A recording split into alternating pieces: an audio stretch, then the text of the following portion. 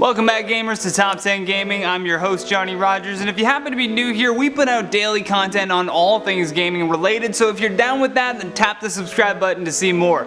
Plus, leave us a comment down below which video game boss was the most difficult for you to defeat. And while you ponder that, let's jump into today's list, the top 10 video games that humiliate you for being bad.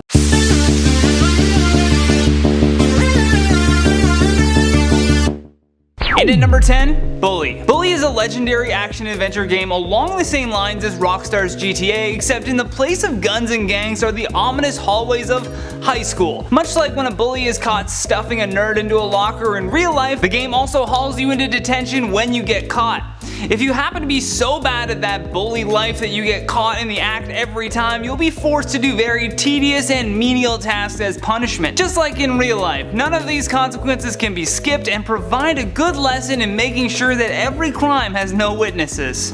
In at number 9, TIMESPLITTERS 2. TIMESPLITTERS 2 is a first-person shooter game that requires you to kill off enemies while also completing your objectives using a wide variety of weaponry depending on the given scenario. It was an FPS way ahead of its time and chock full of hilarious moments courtesy of its developers.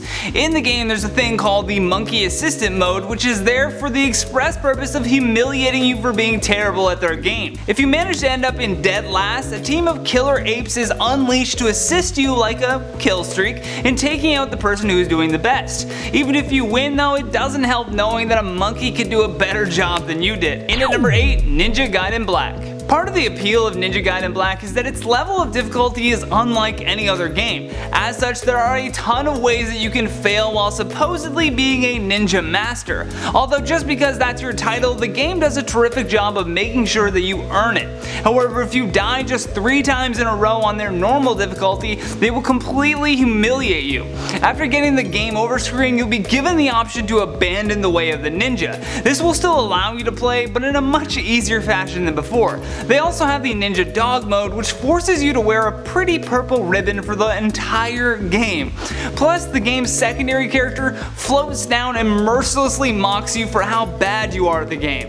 And at number 7, Wolfenstein: The New Order. Wolfenstein from the jump realizes that some of you will certainly not be up to par to play this game on regular difficulty.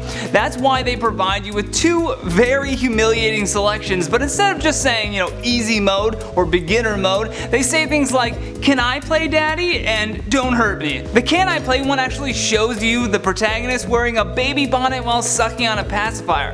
It's adorable, bizarre, and just flat out a great shaming technique to get you to step up your game. This technique must work because they've used it in older iterations of the series as well. Wolfenstein, making you feel like a baby since 1992. And at number 6, Dishwasher Vampire Smile. Upon its release for the Xbox Live Arcade, the Dishwasher Vampire Smile became well known for its very frustrating difficulty. Just like Ninja Gaiden Black, the game as well gives you the option to make things easier once you die enough. Although nothing is more humiliating than having to click on an option called Pretty Princess Difficulty. This mode practically nerfs all of your enemies, making sure they can do absolutely no harm to you. Plus, instead of the usual blood that follows your attack, the game replaces it with big cartoon hearts. It's a game that lures you in for its gore and violence, but when you can't keep up, it immediately makes fun of you for even trying. Just asking for a little bit less of a challenge will completely remove any challenge at all. In at number 5, Metal Gear Solid 5. In Konami's Metal Gear Solid 5, they too realize that not everyone is going to be able to make it through some of the more difficult sections of the game.